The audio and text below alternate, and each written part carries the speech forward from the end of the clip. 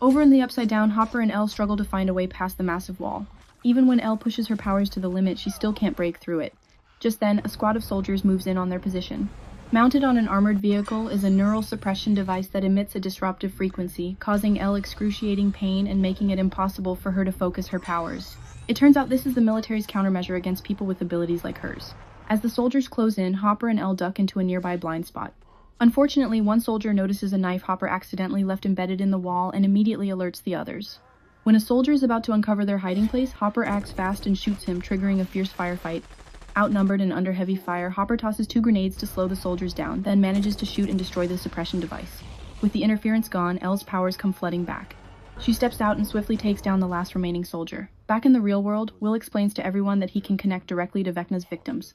Earlier at the elementary school, he was pulled into the hive mind again, this time seeing everything through Derek's eyes, confirming that Derek is Vecna's next target. The group immediately begins forming a plan to help him. Meanwhile, Holly is still enjoying her carefree life inside the mansion. While trying on new dresses, she suddenly hears the doorbell ring. She runs to check, but no one is there. Instead, she finds a letter left behind. The message instructs her to cross the forest to a marked location, claiming that Henry is in danger and needs her help. Holly instantly becomes suspicious since Henry explicitly warned her never to go into the forest. Still, after hesitating for a while, she decides to take the risk and follow the directions. Guided by the map, Holly arrives at a towering cliff. In the middle of the rock face is a narrow, pitch-black crevice. As she leans in to take a closer look, a dark shadow suddenly darts past her face, terrifying her. She immediately turns and runs deeper into the forest. But not long after, the mysterious figure catches up to her, and to her shock, it's Max. In the Upside Down, the Colonel explodes with rage upon learning that his entire squad has been wiped out. He orders his men to hunt down whoever is responsible, no matter the cost.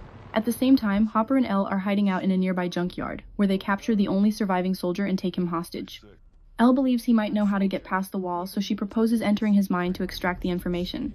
Inside the soldier's memories, Elle finds herself at a military base where Dr. K and her team are conducting experiments. At the far end of the passage stands a reinforced door. Elle tries to force it open with her powers. The intense mental pressure overwhelms the soldier, causing him unbearable pain. Unable to endure it any longer, he blacks out, pulling Elle out of his mind. Even though she never sees what's behind the door, Elle senses that whatever is contained inside is an entity far more powerful than she is. Back in the real world, the group decides they must move Derek to a safe location before Vecna sends another Demogorgon to take him, just like he did with Holly. To do that, they need access to Derek's family. That's when they turn to Erica, Lucas's younger sister, because she's close friends with Tina, Derek's older sister. That night, Erica brings a cake to Tina's house as a friendly gift. The others stay hidden outside, ready to move when the time comes. Tina's parents and Derek happily eat the cake, unaware that it's been laced with sedatives. Tina is the only one who doesn't touch it since she's trying to watch her figure. Soon enough, the drugs kick in and one by one the family members pass out. Panicking, Tina tells Erica to call an ambulance. Instead, Erica pulls out a syringe filled with sedative and injects Tina, knocking her out on the spot. To keep Vecna from tracking them, the group blindfolds each member of Derek's family. Joyce then drives them to a remote, abandoned warehouse. Meanwhile, the rest of the team begins setting traps throughout the house to prepare for the monster. They cut a massive hole in the middle of the living room floor, line it with razor wire, then carefully cover it with a rug to hide the trap completely. Once everything is ready, everyone takes their positions and waits. In the middle of the night, the lights begin to flicker, a clear sign that it's coming. In Derek's bedroom, a gate opens, allowing the Demogorgon to enter the real world. It slowly approaches the bed, ready to take Derek, only to discover a decoy under the blanket. At that moment, Lucas suddenly reveals himself, hurling gasoline-filled balls at the creature before sprinting away. The Demogorgon charges after him and runs straight into a trap of sharp spikes. Lucas keeps leading it toward the living room. When the monster steps onto the rug, the floor gives way, leaving it hanging desperately from the edge. Mike rushes in and lands a hard blow, sending it crashing down into the razor wire. Instantly, Nancy fires a tracking round into the creature's body. Jonathan lights a firework and throws it at the Demogorgon, igniting it in flames. Screaming in agony, the monster retreats and escapes back into the Upside Down. Outside, Dustin picks up the tracking signal and immediately directs Steve to follow it, hoping the Demogorgon will lead them straight to Holly. The creature moves incredibly fast, forcing the group to push their car to the limit just to keep up. Everything is going according to plan until the Demogorgon suddenly changes direction and heads southeast. The group goes pale. That direction leads straight to the abandoned warehouse where Derek's family is hiding. It turns out Derek woke up and removed his blindfold. Vecna is inside his mind, seeing everything through Derek's eyes, and now he knows exactly where they are. Will can feel it, the monster is getting closer and closer. They have to get out of there immediately. Joyce tries to explain to Derek that a monster is coming for him and that all they want is to keep him safe. Derek pretends to believe her and plays along, but the moment everyone lets their guard down, he bolts. Will chases after him and manages to catch up, while Robin and Erica slam the warehouse doors shut. Derek keeps struggling and scrambles up to the upper level. Suddenly, Will is hit with a chilling sensation. In his mind, he sees the Demogorgon has already arrived. It starts smashing everything in sight, and within seconds, the warehouse doors are torn apart as the monster forces its way inside.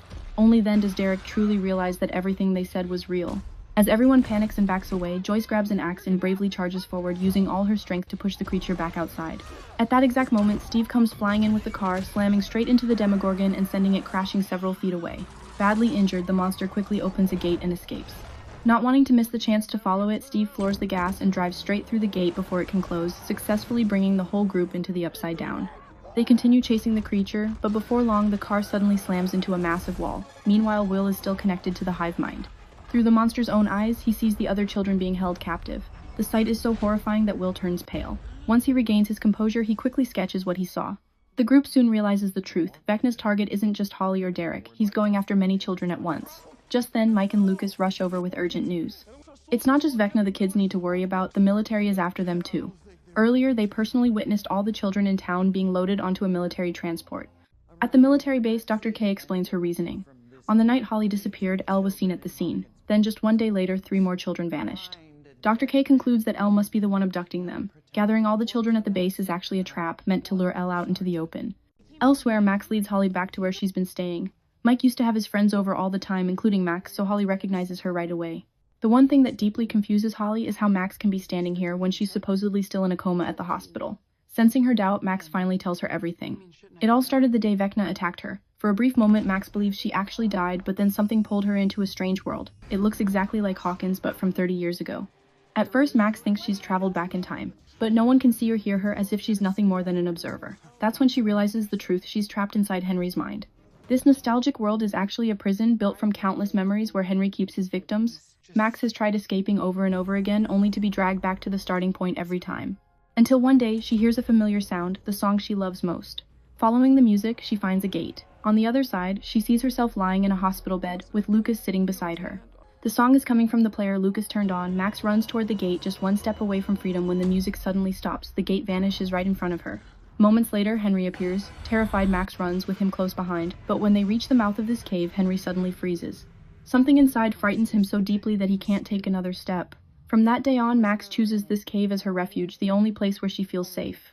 When Max sees Holly being dragged into the same memory prison, she immediately comes up with a plan for them both to escape. After carefully instructing Holly on what to do, Max sends her back to the mansion to avoid arousing Henry's suspicion. Back in the real world, the group starts planning how to rescue the children before Vecna sends more Demogorgons to capture them. They inspect the underground tunnel system beneath the town and discover a tunnel running directly under the military base. Robin suggests digging up into one of the bathrooms, just like in Prison Break movies, and using that route to smuggle the kids out. Now all they need to do is infiltrate the base, locate the bathroom, and gather the children Vecna is targeting. However, breaking into a heavily guarded military base is no easy task. The only person who can walk in without raising suspicion is Derek, the one child the military hasn't taken yet. After receiving detailed instructions, Derek heads into the base alone, claiming that his classmates have all gone missing. Just as expected, the guards don't question him and escort him inside. Derek pretends he needs to use the bathroom, then radios the group with its location. After that, he asks the other kids if anyone knows Mr. Whatsit. Anyone who does is told to meet him in the bathroom after dark, where he'll lead them to their savior. Before long, Derek successfully gathers all the children Vecna is after. Over in the Upside Down, Dustin's group contacts Hopper and Elle over the radio, saying their car is stuck in a slimy wall near the cemetery. Hopper is stunned. The cemetery is on the opposite side of town, far from where he and Elle encountered the wall earlier. This can only mean one thing: the wall might be encircling the entire town of Hawkins. Instead of regrouping with Dustin's team, Hopper and Elle decide to infiltrate the military base themselves. They want to know what's being held inside the secret room. It could very well be Vecna. Using her training, Elle silently leaps onto the roof. She swiftly takes out a guard, steals his keycard, and lets Hopper inside. They break into the lab, overpower a technician, and force him to open the hidden door. When he refuses to cooperate, Hopper knocks him out cold. At the same time, the soldier they had been holding hostage regains consciousness, frees himself, runs back to the base, and raises the alarm. Dr. K immediately dispatches a squad to hunt Hopper and Elle down. As Elle struggles to open the door, the military activates the neural suppression device, leaving her dizzy and unable to use her powers. Moments later, soldiers storm the lab, spot someone hiding in a locker, and unload their weapons, only to realize they've just killed the unlucky technician. Hopper, hiding nearby, opens fire and takes out the squad. When he runs out of ammo, he ambushes the last soldier and engages him in hand-to-hand combat. The soldier pulls a knife, but Hopper dodges, slams him into a glass cabinet, and knocks him unconscious. Before Hopper can even catch his breath, a tentacle suddenly coils tightly around his neck. Dr. K steps in, recognizing Hopper as the thorn in her side, the man who's caused endless trouble and kept the military from ever finding Elle. She demands that Hopper tell her everything he knows. When he refuses to say a word, she lowers the room's temperature to extreme levels, causing the creature to tighten its grip. Seeing her father about to suffocate, Elle forces herself to stand.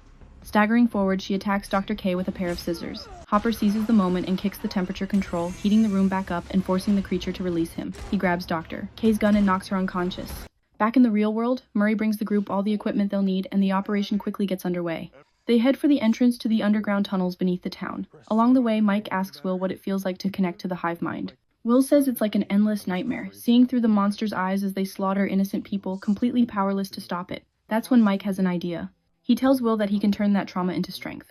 If Vecna can control the monsters through the hive mind, then Will might be able to do the same while connected to it. Robin quietly watches the exchange.